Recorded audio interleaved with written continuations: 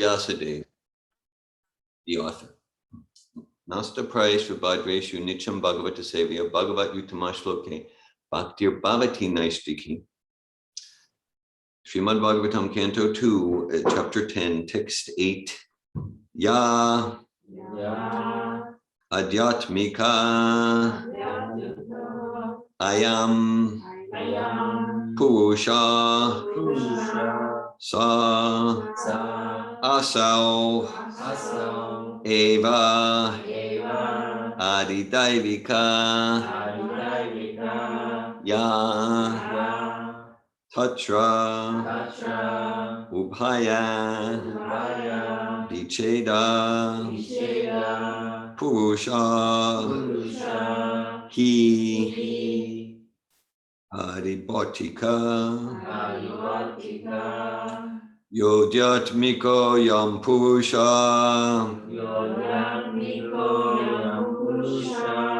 So Saveva Didaivika Yastatrobhaya Vicheda Purusho Yadiphatika Yodyatmiko Yam Purusha So Saveva Didaivika Yastatrobhaya Vicheda Purusho Yadiphatika Yodyatmiko Yam Purusha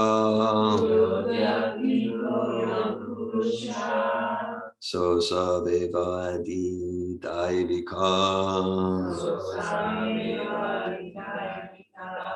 Yastatrobhaya Vicheda Purusho Yadiphatika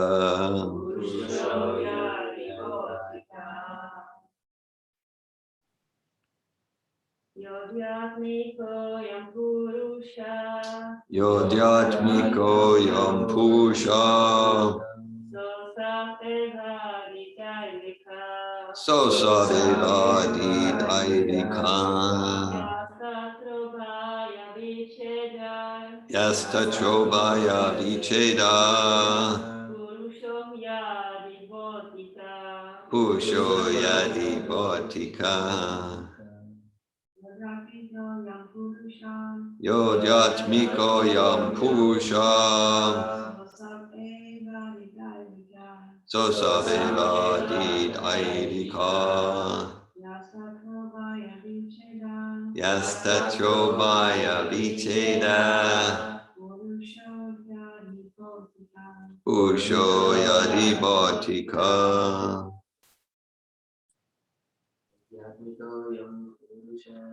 Yodyatmiko Yam Purusha So Saveva Didaivika Yastatrobhaya Vicheda Purusho Yadiphatika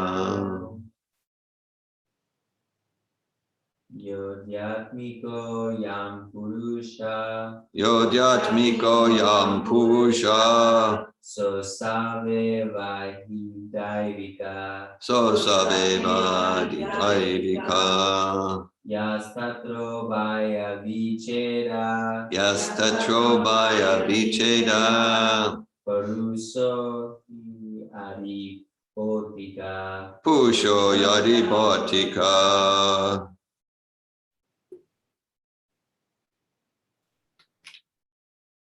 Would anyone online like to recite the verse?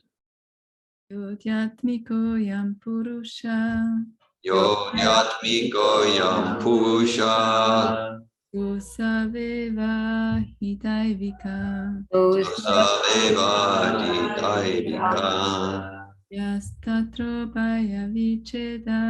Yastatrobhaya Vicheda Purusho Yadiphatika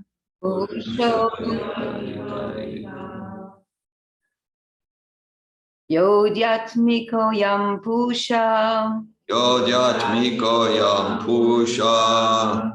Osaveva didaivikaha. So saveva didaivika.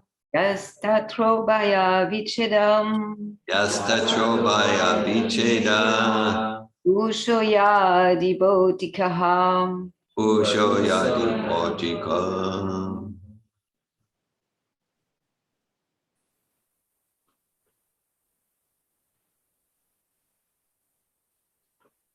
Would anyone else like to recite the verse? Okay, then we'll go to the word for word. Ya, Ya. one who, One who. Adyatmika, Adyatmika. is possessed of the sense organs. Is possessed of the sense organs. I am I am. this, This. Purusha, Purusha. personality. Personality. Sa, Sa. he, He. asau, Asa. that, That. eva, Eva. also, Also. Adidaivika, Adidaivika. controlling deity. Controlling deity. Ya, Ya. that which, That which. Tatra, Tatra. there, There. Upaya, Upaya. of both, Of both. Vicheda, Vicheda. separation, Separation. Purusha, Purusha. person, Person. he, He. for, For. Adibhatika, Adibhatika. the visible body or the embodied living entity. The visible body or the embodied living entity. Translation. The individual person possessing different instruments of senses is called the Adhyatmic person, and the individual controlling deity of the senses is called Adidaivik. The embodiment seen on the eyeballs is called the Adibhatic person. Purport by His Divine Grace, A.C. Bhaktivedanta Swami Prabhupada. The supreme controlling summum bonum is the personality of Godhead in his plenary portion of Paramatma, or the supersoul manifestation. In the Bhagavad Gita 10.42, it is said, Attava bahunai tena kim gatena tavarjuna vistabhyaham idam kritsnam ekam shena stito jagat. All the controlling deities like Vishnu, Brahma, and Shiva are different manifestations of the Paramatma feature of the Supreme Personality of Godhead, Sri Krishna, who exhibits himself in such manners by entering into each and every universe generated from him. But still, apparently, there are divisions of the controller and controlled. For example, in the food controlling department, the controller of food is a person made of the same ingredients as the person who is controlled. Similarly, each and every individual in the material world is controlled by the higher demigods. For example, we have our senses, but the senses are controlled by superior controlling deities. We cannot see without light, and the supreme controller of light is the sun. The sun god is in the sun planet, and we, the individual human beings, or any other being on this earth, are all controlled by the sun god as far as our eyes are concerned. Similarly, all the senses we have are controlled by the superior demigods, who are also as much living entities as we are, but one is empowered while the other is controlled. The controlled living entity is called the Adhyatmic person, and the controller is called the Adidevic person. All these positions in the material world are due to different fruitive activities. Any individual living being can become the sun god or even Brahma or any other god in the upper planetary system by a higher grade of pious work. And similarly, one becomes controlled by the higher demigods by lower grades of fruitive activities. So every individual living entity is subject to the supreme control of the Paramatma, who puts everyone in different positions of the controller and the controlled. That which distinguishes the controller and controlled, that is the material body, is called the Adibhatic person, Purusha. The body is sometimes called Purusha, as confirmed in the Vedas in the following hymn, Sava Esha Purushona Rasa Maya. This body is called the Anarasa embodiment. This body depends on food. The living entity, which is embodied, does not eat anything, however, because the owner is spirit in essence. The material body requires replacement of matter for the wearing and tearing of the mechanical body. Therefore, the distinction between the individual living entity and controlling planetary deities is in the Anarasamaya body. The sun may have a gigantic body and the man may have a smaller body, but all these visible bodies are made of matter. Nonetheless, the sun god and the individual person, who are related as the controller and the controlled, are the same spiritual parts and parcels of the Supreme Being. And it is the Supreme Being who places different parts and parcels in different positions. And thus the conclusion is that the Supreme Person is the shelter of all. Hare Krishna. Om Jnana Timirandasya Gyananjana Shalakaya Chakshur Militam Yena Tasmai Shri Gurave Namaha Shri Chaitanya Manobishtam Stapitam Yena Bhutale Svayam Rupa Kadamayam Dadati Svapadantikam Vandeham Shri Guru Shri Tapara Kamalam Shri Guru and Vaishnavam Cha Shri Rupam Sagrajatam Saganaraganatam Vitam Tam Sajivam Sadvetam Savadutam Parijana Saitan Krishna Chaitanya Devam Shri Radha Krishna Padan Sagana Lalita Shri Vishakan Vitam Stra Hey Krishna Karuna Sindhu Dina Bandhu Jagat Pate Gopisha Gopika Kanta Radha Kanta Namostute Tapta Kanchana Gaurange Radhe Vrindavaneshwari Vrishabhanu Sute Devi Pranamami Hari Priye Vansikalpate Yubhyascha Kripa Sindhubhye Vacha Patitanan Pavanebhyo Vaishnavebhyo Namo Namaha. Jai Shri Krishna Chaitanya Prabhu Nityananda Shri Advaita Gadadhara Shiva Sadi Gaura Bhaktivinoda Hare Krishna Krishna Krishna Hare Hare Hare Rama Rama Rama Hare Hare Nama Om Vishnu Padaya Krishna Prestaya Bhutale Srimate Bhaktivedanta Swami Niti Namine Namaste Saraswati Devi Gauravani Pacharine Nirishesha Shunyavadi Paschatya Desha Tarine. Srimad Bhagavatam, Canto 2, Chapter 10, Text 8. Yodyatmiko yam pusha so sav eva didaivika yastatrobhaya vicheda pusho yadivatika. The individual person possessing different instruments of senses is called the adhyatmic person, and the individual controlling deity of the senses is called adidevic. The embodiment seen on the eyeballs is called the adibhatic person. Hare Krishna. All right, so in the purport, Prabhupada describes a food chain. This is a food chain. Earlier in Bhagavatam, Narada Muni speaks of Hastani,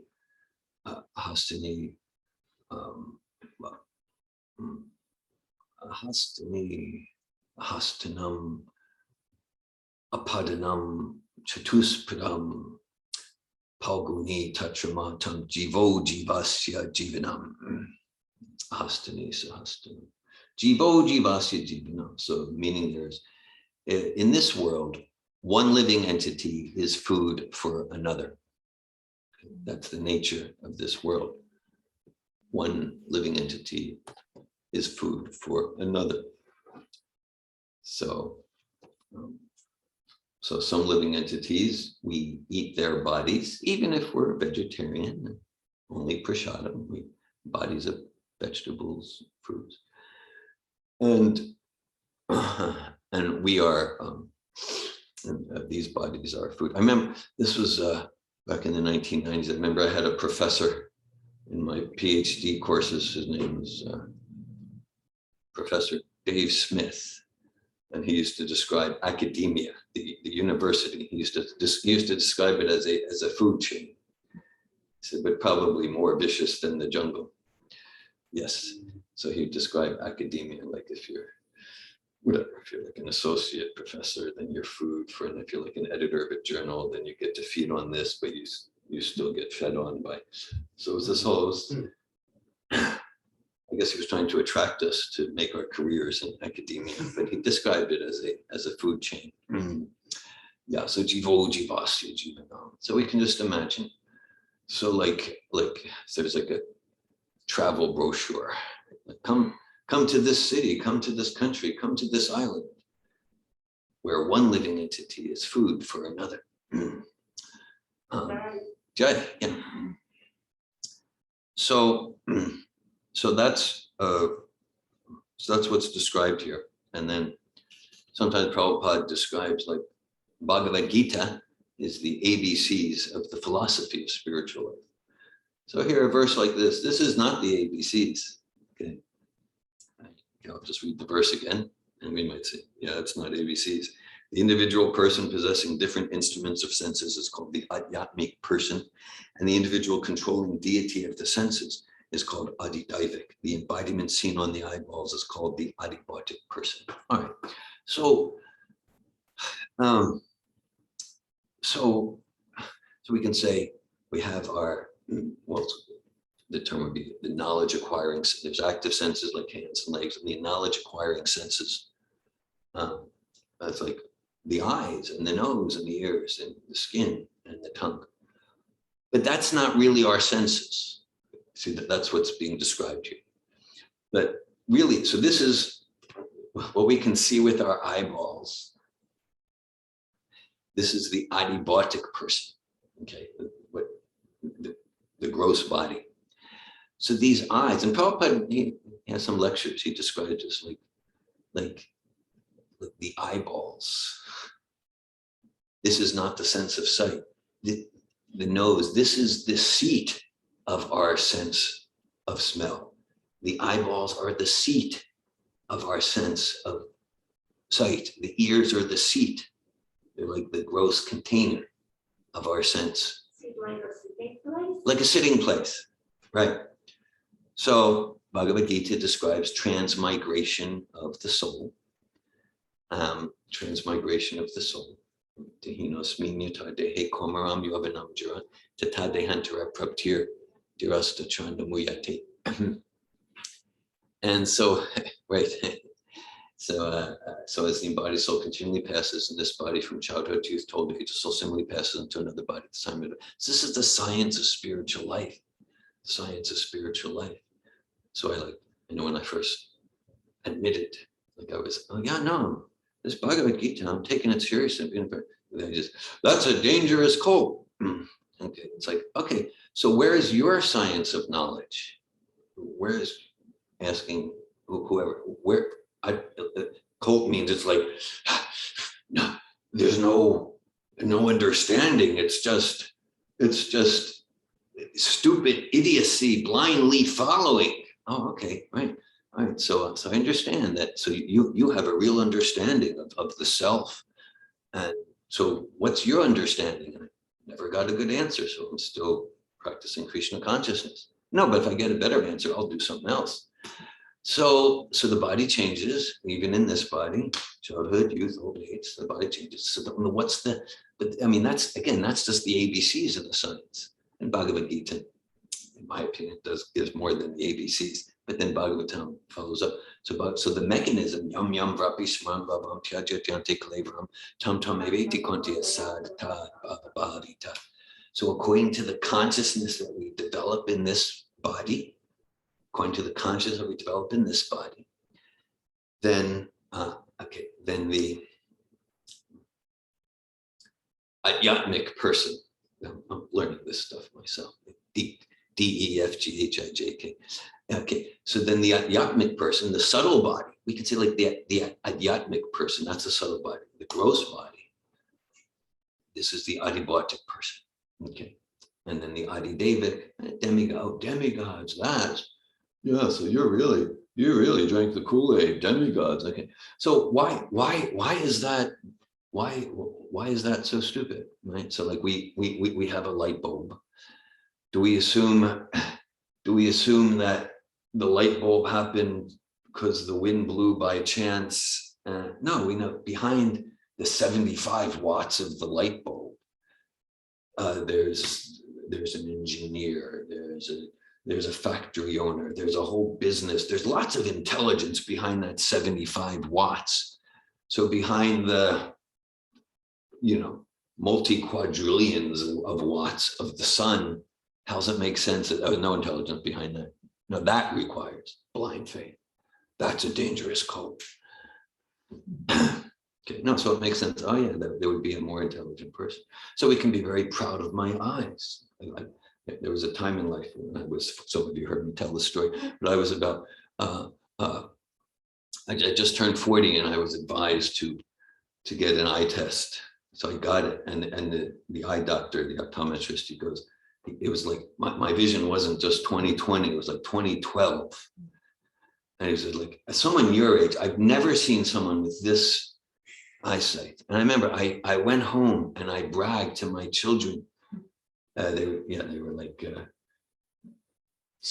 8 and 10 years old. And I would say to Abby, your dad's like Superman. No, really. No, I got like that. And then as the story unfolds, then it was like a few weeks later. No, this I don't know that Krishna would directly get involved, but the sun god or someone. So I was like in the supermarket, I like to read the labels, make sure the ingredients, and I noticed that the label printing was defective. Yeah, it was blurry, and so like they weren't doing a good job. And I noticed as a year went on, 2 years went on, the label printers were doing a lousier and lousier job because I couldn't read the labels, right? And yes, and then some like people like Malini would see me like squinting and trying to, like that, and she'd go, "Oh, I think you need glasses." I'd be like, "I'm Superman. I got like better than perfect eyes. It's the label printers," like that. And then, after a few more years of embarrassment. But so, we can be proud of our ears or eyes or our skin or like that. But then, without the controlling deities, the Adidevik, like again, if the sun didn't give light, what could we see? Nothing, like that. If the ether didn't transfer sound vibration, what would we hear? So Adidevik, Adibhautic, Adhyatmika, they're all dependent on each other. Okay, so the Adhyatmic person, that's essentially, it's the subtle body. It's like the subtle body. And so the soul has senses. The soul has senses. And our senses are material when we associate with material modes of nature. And so then the eyes are the seat of the visual sense, and the nose are the seat of the, like that. So then in the 15th chapter, then it describes further, more detail, 15th chapter of Bhagavad Gita, about this transmigration process. Describes Shariram Yadavapnoti Yachat Yukamat Ishram Kuhit Vetani Samyati Bayurgadani Vashaya. It says, just as the air carries aromas, in our Adhyatmic person, Purusha, we carry our conceptions of life from one body to the next. And as a result, we discussed this verse a few weeks ago in an evening brew. As a result, we get a body, Bhagavad Gita says, with a particular type of nose, particular type of eyes, a particular type of ears, a particular type of tongue, right? Because we've developed the subtle senses to want to enjoy in that particular way. And then we get into a body, and then the subtle senses have a seat, because the subtle senses can't do anything without a proper sitting place. So that's the Adibhautic. Okay, so this is all food chain. This is all food chain stuff. And okay, so then these three Purushas, like we can see the English word person in the Sanskrit Purusha, right? So there's aparamitas tvangam prakritim vidimepram jiva bhutamaha baho yayidam dayate jagat. That okay, the verse is text 8, Canto 10, Canto 2, Chapter 10, text 8, Srimad Bhagavatam. So that so the Jiva soul, us, we're sometimes referred to as Purusha.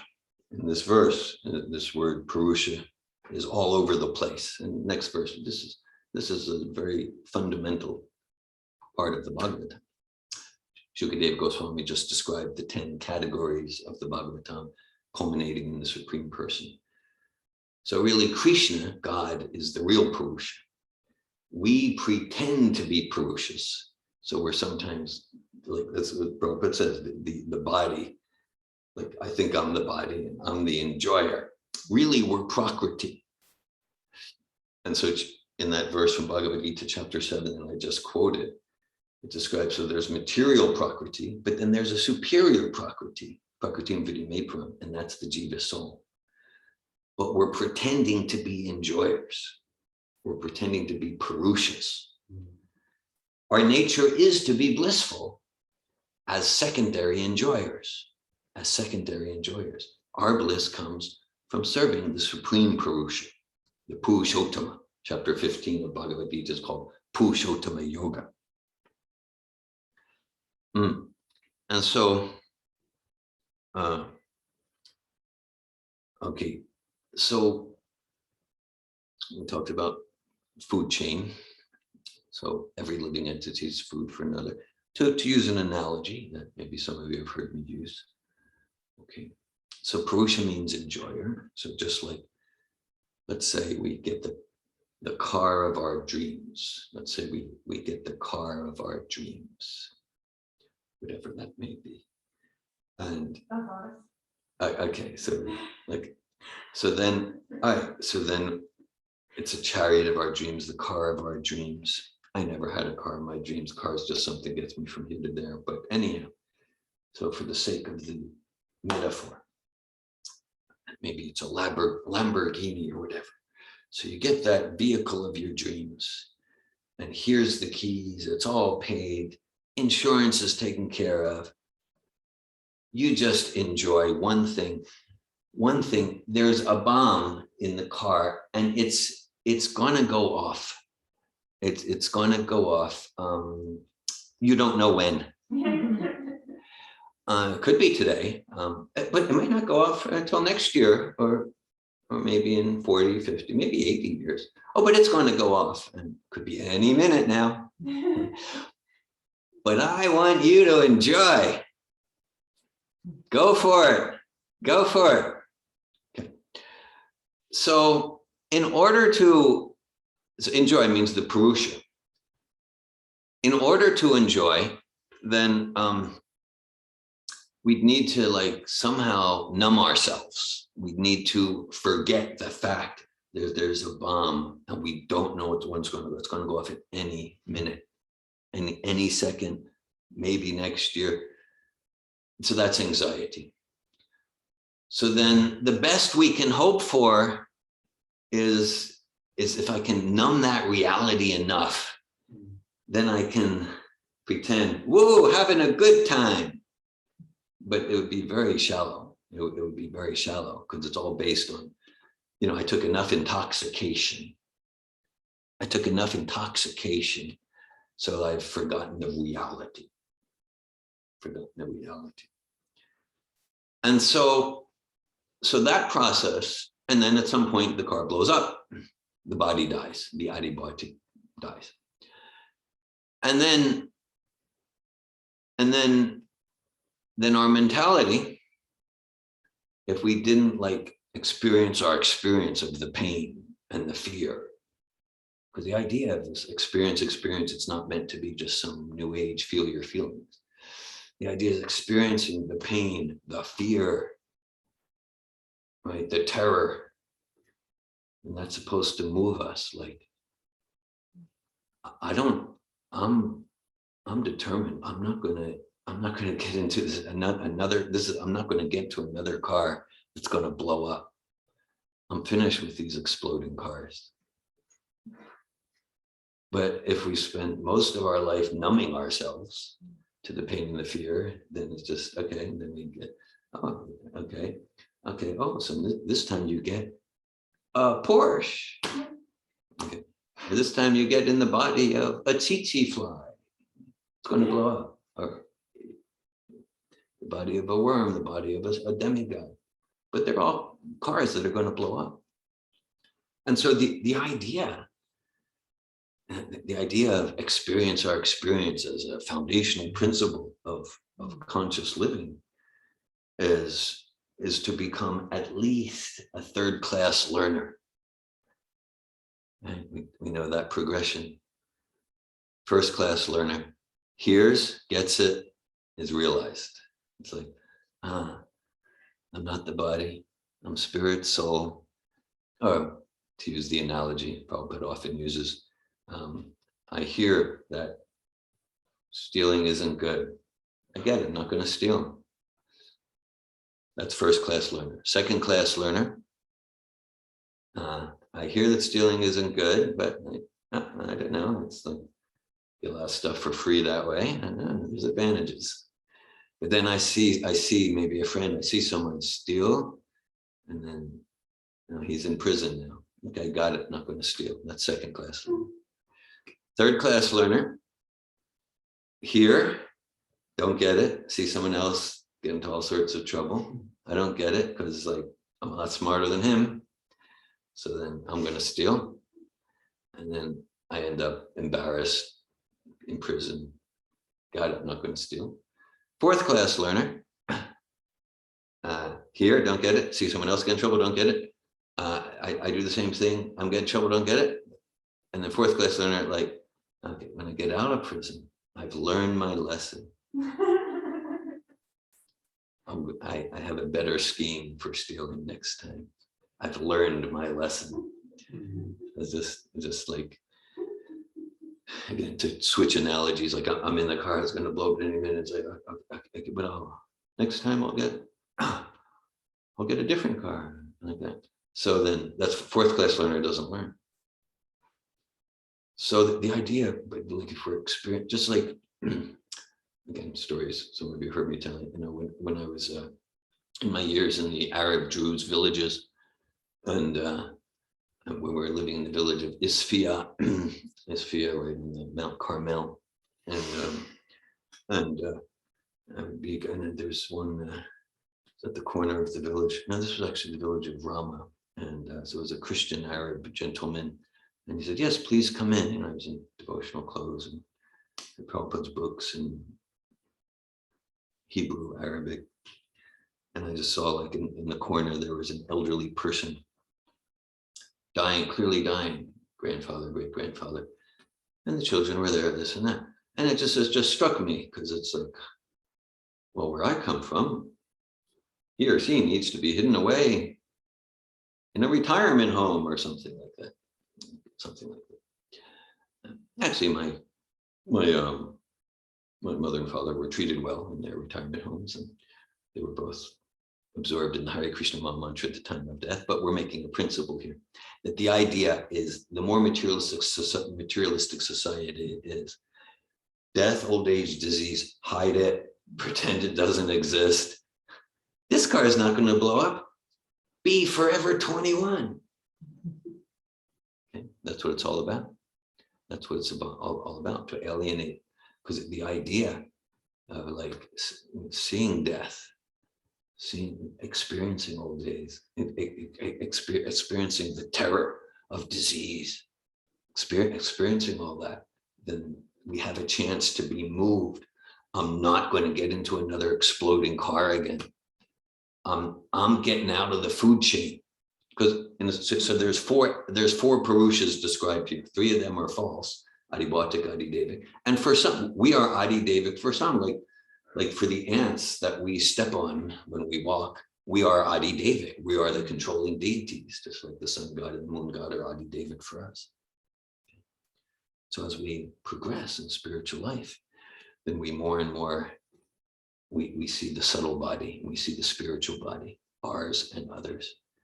And we're not just enthralled by the embodiment seen on the eyeballs, the adibhautic person. So there's the three persons, which are all interrelated, dependent on each other. And then the goal here, as the whole Bhagavatam is about, is the 10th category. And that's the supreme person, Sri Krishna, the supreme personality of Godhead, Ete Chamsa Kala Pumsa, Krishnastu Bhagavan Svayam. Sri Krishna is the source of all incarnations, the original supreme personality of Godhead. And that person is not dependent on any of the other shadow Purushas. That person is fully independent, fully independent. Okay, so then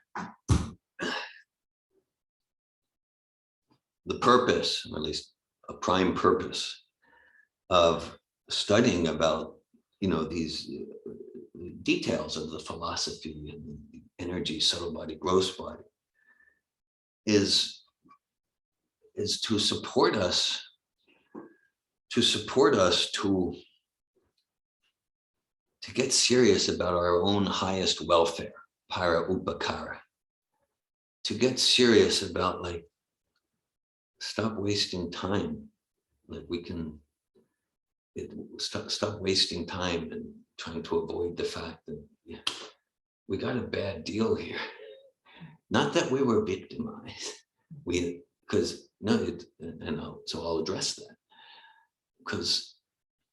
So we know that through the Parampara system, through Srila Prabhupada, our current link to the Parampara, we get a process for getting out of the food chain once and for all. We get a process, and we know the process. It's chanting the names of God, Hare Krishna, Krishna Krishna, Hare Hare, Hare Rama, Rama Rama, Hare Hare. Regular principles, discussing Bhagavad, discussing amazing verses like this. It's process, and then and Prabhupada often makes very frustrating comments, like, and the process is easy. Even more frustrating comments. It's a simple process.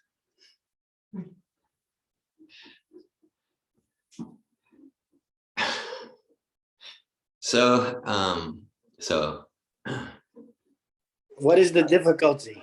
What is the difficulty? It's like, Prabhupada, what do you mean? I mean, I could make like thousands of pages about the difficulties. What do you mean? What's the difficulty? It's a very good biography. Shrutakirti Prabhu's biography. Well, it's his memoirs about. He was Prabhupada's servant for the longest period of time. He named his biography.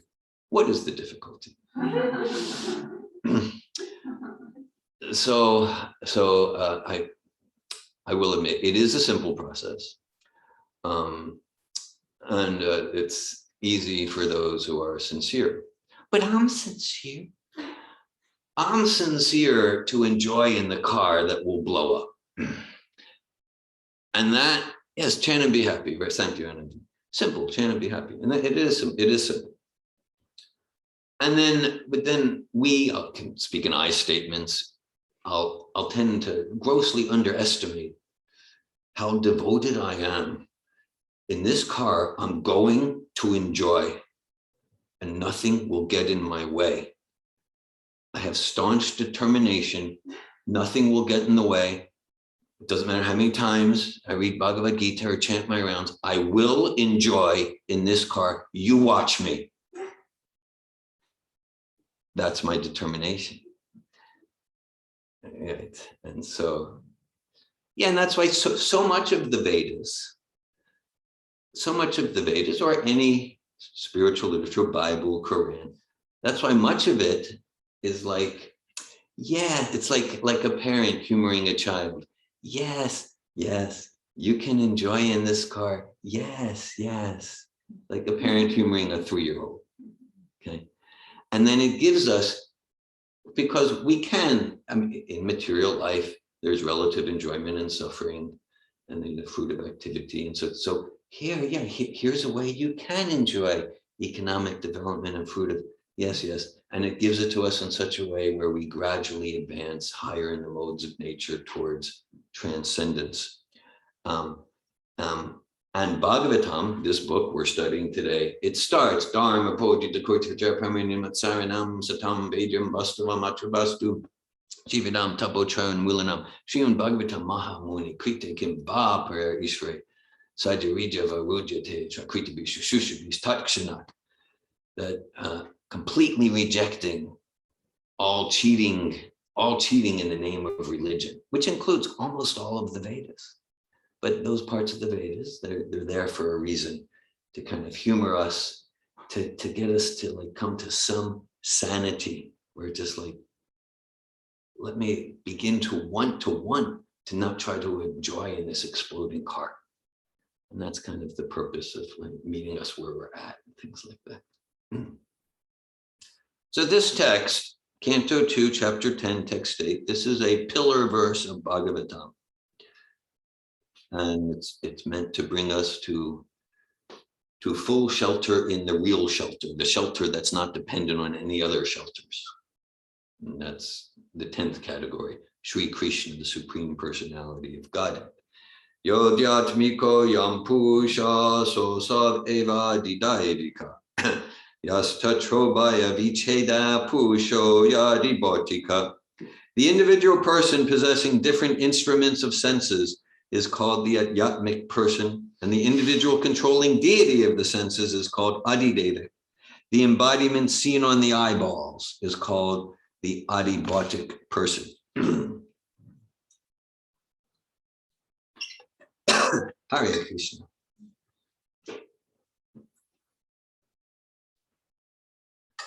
Ladini Shakti.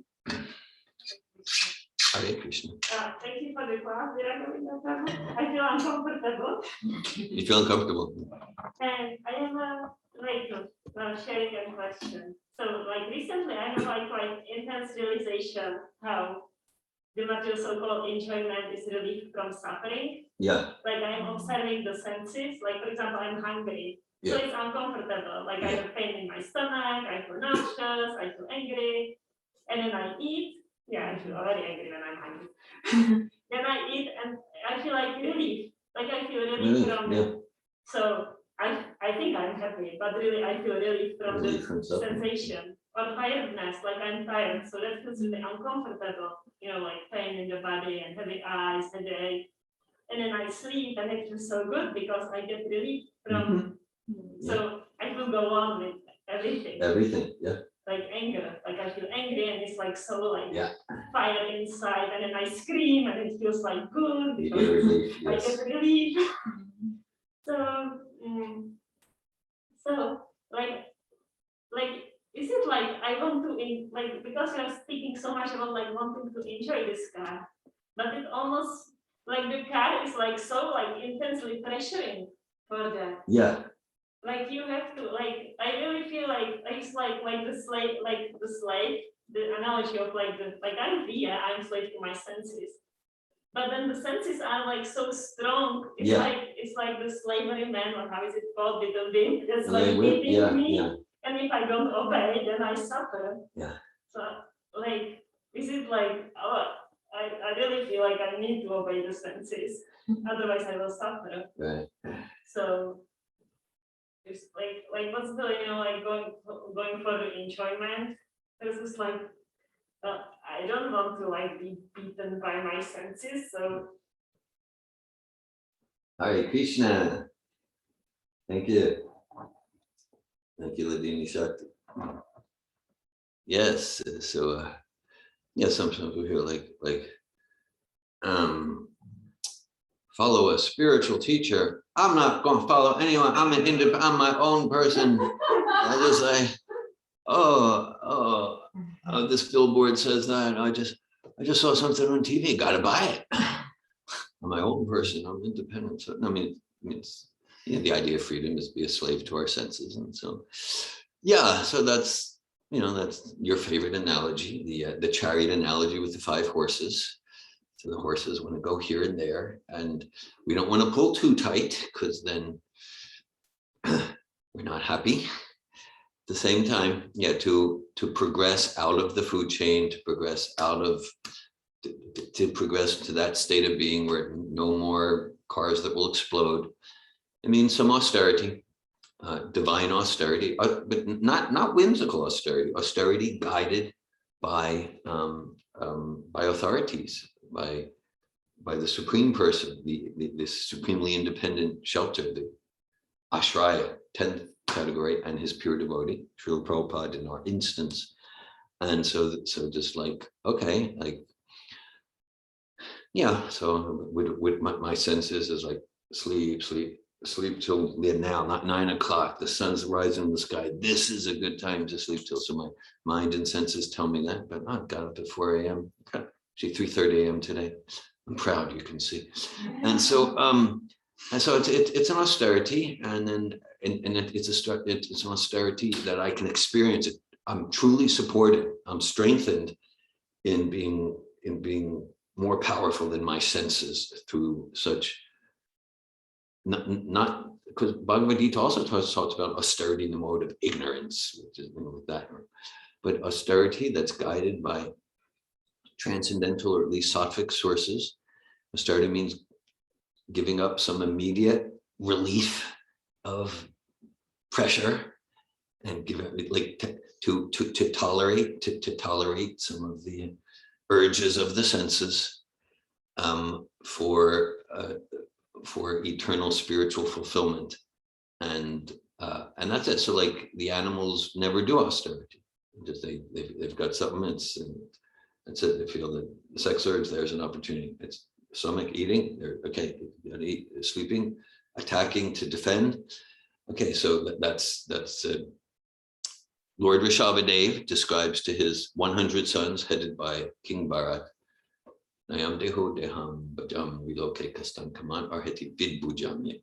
Tapo divyam putra kena satvam shudyad yasmat brahmasakyam tvanantam. That a human life is not meant for the same quality of enjoyment that's available. He uses the word to the stool eaters, pigs and dogs. Prabhupada sometimes, Prabhupada can talk about things that are gross in a way that's just so appealing. But he'll sometimes go on a bit about like the pigs, they're really enjoying eating stool. We might think, oh, that's disgusting, like that sort of thing. So, but qualitatively, listening, hunger, need to relieve it, eat. Sex desire, sleep desire, need to relieve. So Lord Rishabhadev emphasized human life is meant for tapodidya, consciously, voluntarily, even joyfully, but if not joyfully, at least do it. Some divine austerity that moves us to Brahmasakyam to ever increasing unlimited spiritual bliss. So that's the process of human spiritual life. I don't think I experience myself more powerful than my senses. So I guess my only hope is that the senses get purified by the higher taste. But I don't have like experience of like what you say, like, I feel more powerful than my senses. Well, higher taste, so that's an important principle here. Vishavini Vartante, Niraharaside Namrasa Vajramasopyasa Pramdustani Vart. That's what I mean, that we get a higher taste, and then we're not as disturbed by the pullings and pushings of the senses, because we get some higher taste from this practice of bhakti yoga, and then the soul gets some satisfaction that's not dependent on the shadow life. So yeah, higher taste, that's the source of the spiritual strength. Malini. I have a few questions and a few comments. You want them one at a time or all at the same time? Oh, give me everything. Okay, I give you everything. So from Ladini's comments, I got, yeah, that's the part of the Adidevic, meaning like someone else is controlling our senses. Someone else, so like, yeah, for us to feel helpless in controlling our senses makes sense from what we just read. And then you speaking about tapodeviam, austerity, like lead me to question, okay, is it that we are also in some ways adidevic, that we have control over our senses, because adidevic is a controller of the senses. So that's one. And then I love that part of the Bhagavatam. I studied not so long ago again, and I was just diving into it and like asking a lot of questions to myself. And so I appreciate that with like the food chain, because it's the Adidevic, is like Prabhupada gives the example of the demigods to show us how it works. He gives the example of the eyeball to show us how it works. But it seems that Adidevic is not simply limited to the demigods.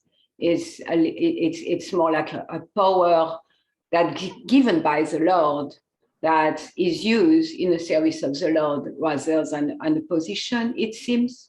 And something with the adhyatmic and adibotic, like the demigod also are adibotic and have, you know, they have a body, they have a field of activity, and they also are adhyatmic because they are jiva soul, and they are jiva soul on the same level than us. So what I'm getting here is that yeah, the adibotic is kind of controlled, and all that is met, you know, it's a creation of the universe. It's a purpose of the universe to fulfill that purpose. And sometimes we are going to feel helpless with our senses, and that helplessness will bring us to the lotus feet of Krishna.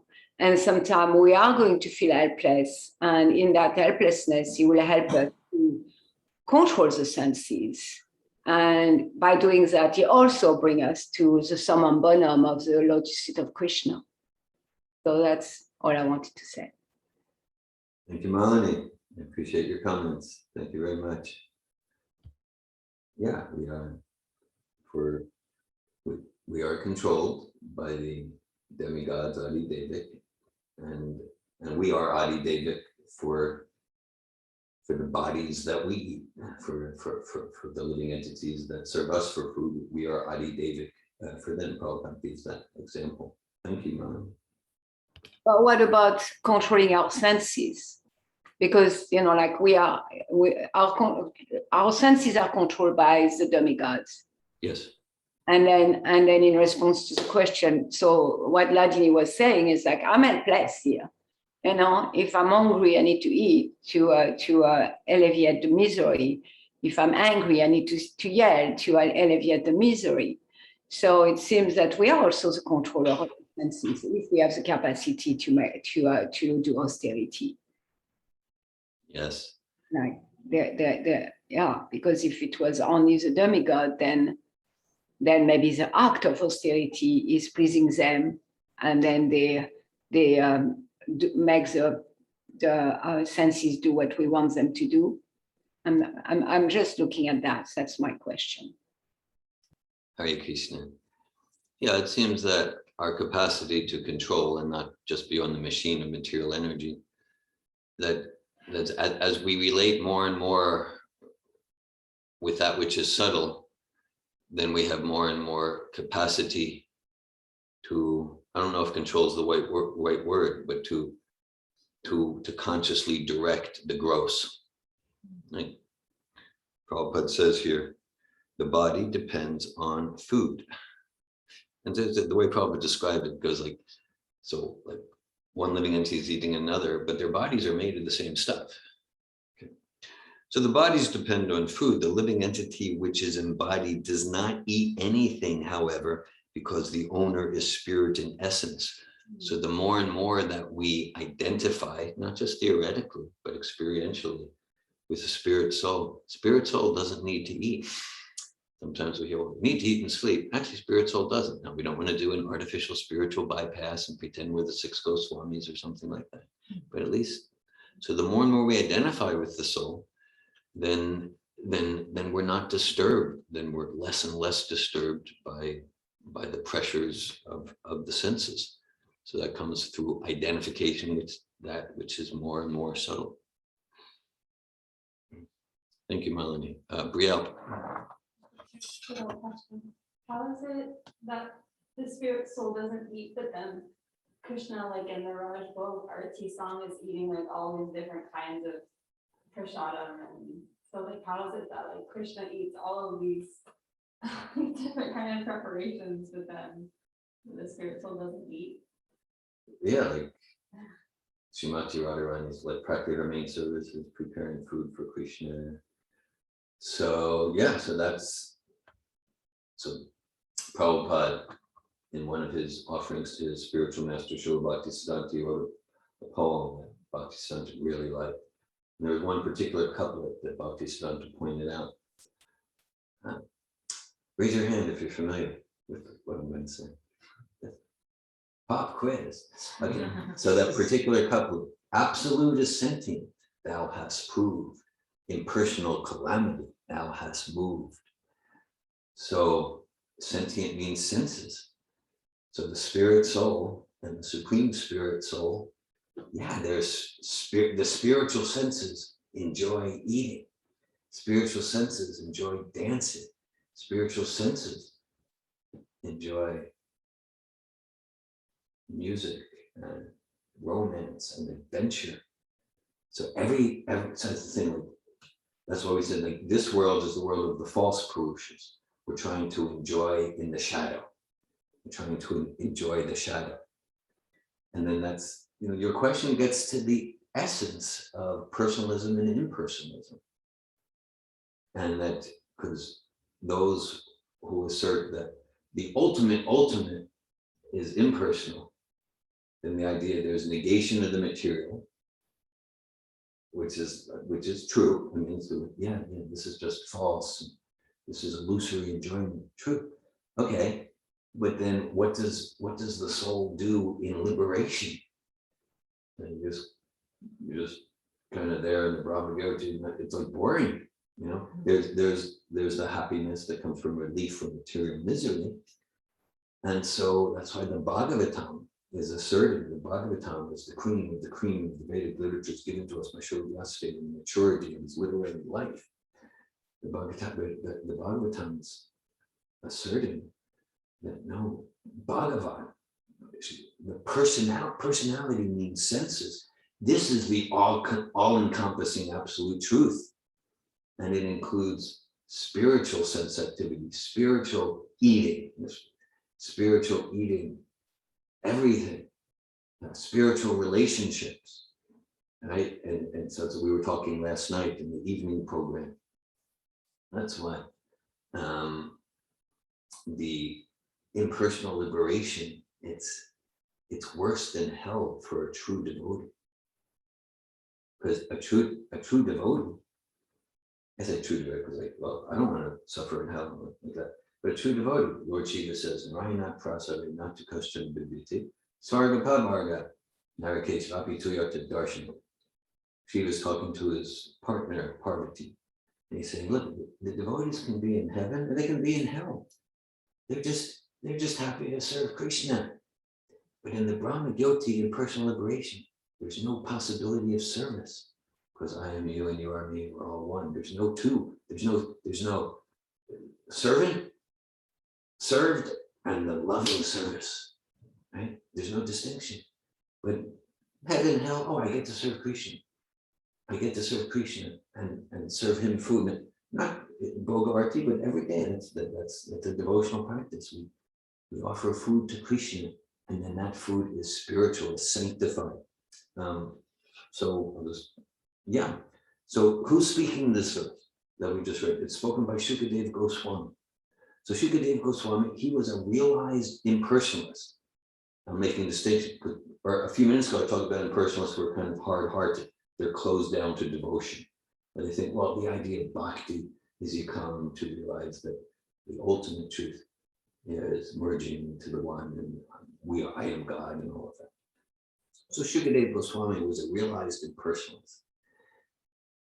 He was so realized that he didn't want to come out of the womb. He stayed in his mother's womb for 16 years.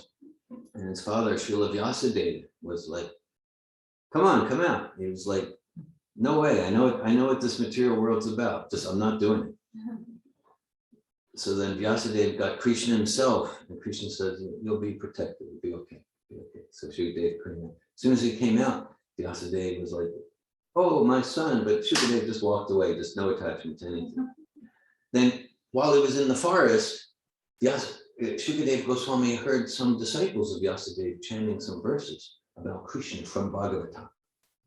And he became attracted. And then he heard the whole Bhagavatam from his father, Vyasadeva, and he became the famous speaker of Bhagavatam. So it's described. Atmaramas chamunayo nirgranti apirukrami pravantya heti kim bhakti tam bhuta gudohari. That's a verse about Shukadeva Goswami. He was completely Atmaran, completely self-satisfied, no material desire. And then he gets really eager to hear about Mother Yashoda chasing Krishna with a stick, Krishna in the cowherd book, Krishna in the gopis. Shukadeva Goswami has no sex desire. He's not interested in a Harlequin romance novel.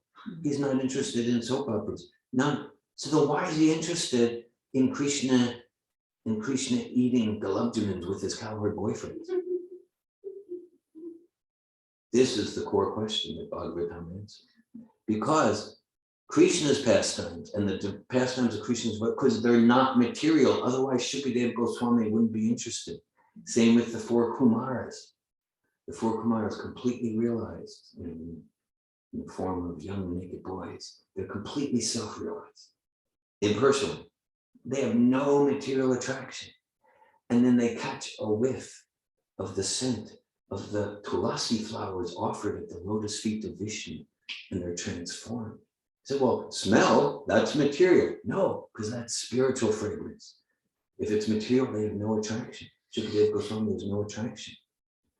Lord Chaitanya, he was not an impersonalist, but he was known as a really strict sannyasi. Sometimes he's criticized, he was so strict. What's he doing? He's talking about the gopis, talking about Krishna and the cowherd boys. It shows like these are not material pastimes. These are spiritual pastimes. Otherwise, these realized souls would not be attracted. They're not attracted to anything material. So they're spiritual pastimes, absolute senti. Hare Krishna, thank you. Anandini. Hare Krishna. Hare Krishna. Thank you for your sharing your class, and a lot addressed thoughts and experiences I had in the past days about like not, or endeavoring not to numb myself in any way, and to just take reality as it is with all its aspects.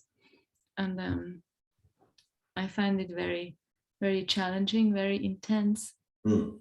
And yeah, just you kind of summarized the conclusion I came to, that with the help of Krishna, or taking shelter in bhakti yoga, in service, in devotional service, then it is possible to face reality with all aspects and experience it, and like live a life where I can be aware of the bomb in the car, and experience joy and purpose and fulfillment, and get urgent about not getting another car. Yeah. So, and I have some questions. I don't understand this Adhyatma, Adidaiva, Adibhautika really. And I'm not even sure if it makes sense to ask a question because it's so, You're feeling you don't have enough understanding to even know what you don't know and what to ask. yeah, I will ask some questions. So, because you said Adhyatma, that refers to the subtle body. Yes, essentially, yes. So, and also that there's the definitions of the person possessing senses. So, so the person, could that not also refer to the soul? Are we not person eternally? Yes, And we have, like as a soul, we have senses. yes. I think you're understanding more than you think you are. Not that I understand much, but yes, Adhyatmic, my understanding is Adhyatmic person refers to the soul encased in the subtle body with senses, that it refers to the soul senses that are kind of filtered through the material subtle body. Yes, the soul has senses, and that Yatnik refers to the soul's senses filtered through subtle material energy. That's my understanding. Yes. Mm-hmm. So could it be all that these are, I mean, Malini, you spoke of powers. Yeah. Could it also be like principles? It's like a principle. Adhyatma, Adideva, and Adibautika. I'm inclined to say yes, and I'm interested to hear more what you understand by understand it as a principle. I'd like to understand more what you're saying, what you understand. Well, like so I could refer Adhyatma could be like the subtle body. Yeah. The subtle body, then there's the gross body. Yeah. And then, yeah, I don't know if I can explain it. You know, or Adibautika, it's so that's the distinguishing principle. That could also refer to intelligence, no? Like Okay. intelligence that has this, it has that capacity to distinguish. Hmm. And the intelligence, it can be, you know, in with different layers. It could be very clouded, but the principle is still Adibautika, it's distinguishing. I like that, because the function of intelligence is to distinguish. And I like how you use principle, just like tattva. Sanskrit word tattva means truth. We see the English word, its source is the Sanskrit word tattva. So we can think of it as principle. But there's jiva tattva, it's the principle. And there's Vishnu tattva, it's a principle. Achincha veda veda tattva. These are truths or principles. So I do see all three of these Purushas, or the four, you know, the fourth one is Sri Krishna. They're truths, they're principles, and I appreciate that connection on Nandini, that because Prabhupada emphasizes, Srikadeva Goswami emphasizes the adibhati, that's the distinguishing characteristic. To make distinctions is the essential function of intelligence. And the way I'm understanding that is, yeah, whether it's us or the demigods or the spirit soul in the subtle body of an ant or a squirrel or a flower. Okay, yeah, so we're all the principle, it's the spirit soul encased in a material subtle body. And then the distinguishing factor, whether we are food or being eaten, is the adibhatik. The distinguishing factor, according to our karma, according to our desire and deserve, we get a particular body. And according to the, so not distinguishing, so this body, it's inferior to the sun god's body. And it's superior to the body of the cauliflower plant, because we eat that like that.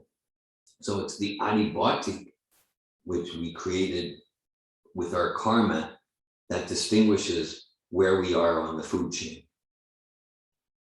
That's my understanding. So if we say principles, there are three principles and they're dependent on each other. They influence each other. Yes. And then Krishna, he's each of them in perfection and all of them together. Yes, and transcendental to all of them and completely not dependent on any of them.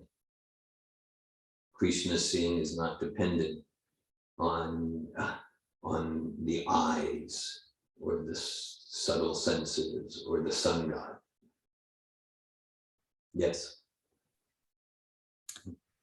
Okay, and then you spoke of Purusha, three Yeah. Purushas.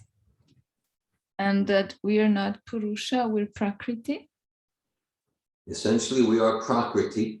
We're meant to be enjoyed. But we're the spirit soul sometimes in material life is referred to as Purusha. Because we're trying to enjoy the material energy. So in that sense, we're Purusha, but it's like false. It's just trying to enjoy the car with the bomb, trying to enjoy the shadow.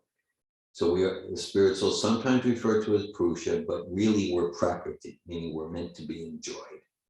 We're And not- Purusha means enjoyer. Yes. Okay.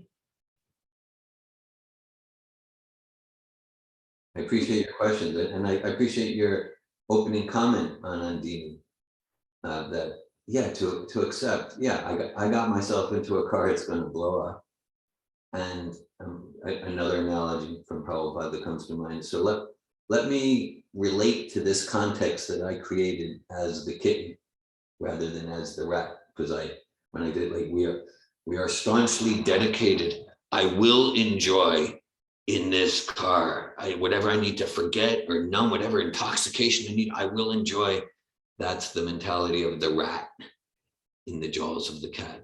Right? They're like, okay, I'm in this rat. Okay, this is painful. I'm experiencing the pain. It's not funny. Experiencing the pain. And I'm going to dedicate myself to be the kitten in the jaws of the cat. I am not getting into another car. And then that experience of pain moves us. Connection with Super Soul, taking shelter in real shelter, in Prabhupada and Krishna. And then we're joyful even within the vehicle. Thank you. Thank you, Anandi. Just going off that same thread, I'm not fully understanding the adibaltic part. I get the adiatmic and the adivaitic, but particularly this last sentence, the embodiment seen on the eyeballs is called the adibaltic person. I don't know what's mean the embodiment seen on the eyeball. Just like, I'm looking at a living entity called Brielle. So what I see, that's adibatic. Okay, There's the adibatic we call Payal. so then what's the difference between adiatmic? I thought adiatmic, so the adiatmic is like the spirit soul inside the body. Spirit soul encased in subtle body, Gotcha. mind, intelligence, and false ego. Okay. I see now. Payal. Hare Krishna. Hare Krishna. Thank you for class. So I have a question Yeah, around, and maybe a clarification, but because you said that. So we're not meant to be the enjoyer, we're meant to be enjoyed. yeah, And so if we're being enjoyed, I'm guessing that means like to be enjoyed is to be in service. yeah. So Yeah, as a basic example that Prabhupada uses, and that just like a mother. So a mother gets more enjoyment to see her child eating nicely than she does to enjoy her own meal. So it's not like the mother's not meant to enjoy. No, the mother enjoys through serving the child. So our nature is anandamaya vyasa, to seek enjoyment.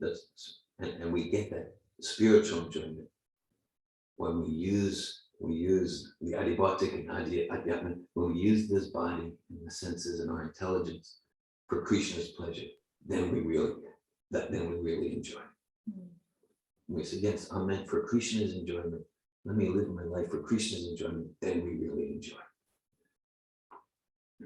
yeah, I appreciate that clarification because I think they're just the English word of like we're meant to be enjoyed.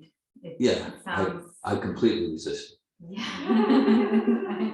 Yeah, it just sounds very sounds surrendered. And like I want to be in control. Right. That's the It truth. really irks my ego. It's challenging for me. And yeah, I think at the part that I was going back to, I think, something that Marie shared a couple of classes ago, it's like that Krishna wants us to be blissful. Yeah. And there was a part of me that was like, "But how am I supposed to be blissful, or like to not enjoy from my senses? Like, how am I supposed to be like, where's the balance to a certain extent?" It's like, well, I'm meant to be blissful, but not enjoy my senses. So, but what I'm understanding now is I can be enjoyed by being in service. And Yeah. that's where bliss will arise. Yeah, it gets to the definition of I. Am I this adibotic? Or am I this body? Am I this tongue? Am I this ego that says, I'm a smart person, I'm an attractive person? What is the I? And then we get, well, I'm spirit soul. That's who I am. Otherwise, basic analogies like the vehicle analogy. So it's just like, if I'm thinking I'm the vehicle and I get the car washed, I'm really enjoying it, clean. I fill it up with gas and I get it serviced. Go, wow, I'm not thirsty anymore. But it's like, no, you haven't had water for 2 days. You haven't taken a bath in a week. No, you're not happy at all. No, what do you mean? I just got it washed. No, you're not the car. So the nature of the driver is, but it is to be happy, to be enjoyed, to enjoy it. But we need to, what's nourishment for the driver of the car? What's nourishment for the soul, the driver of the body? That's devotionals.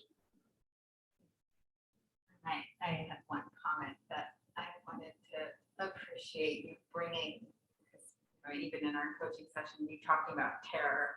I don't think I feel like I understood the word terror, but then to experience terror, as I shared with you in my life, like I think, knowing that what unfolded for me, and to now hear you this morning talk about, okay, terror can be this thing to wake us up, to remind me that, okay, there's real urgency.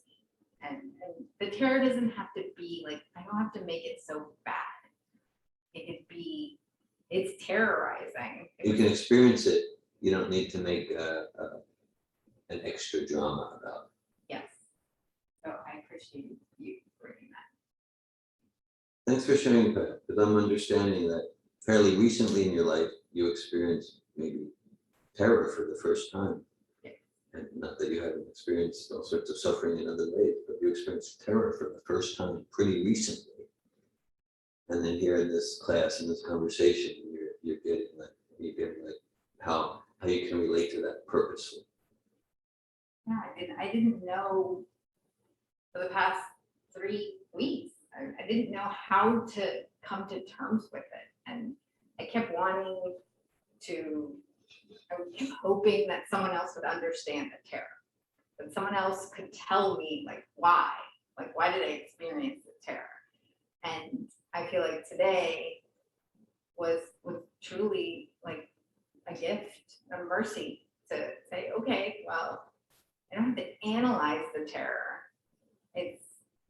Terror is also, there's purpose in it. Purpose.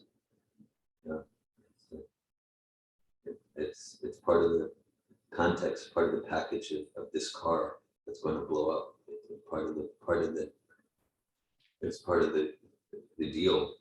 And then, oh, okay. So let me, I like how you said, Paya. So you're letting that move you to greater urgency to make sure you live this life in a way where you're not going to enter the food chain again. Krishna will. Krishna willing, yes. I appreciate your determination and simultaneously realize that ultimately it's up to Krishna. Thank you, Paya. Thank you all for your association. Srimad Bhagavatam ki jai. Srila Prabhupada ki jai. Hare Krishna.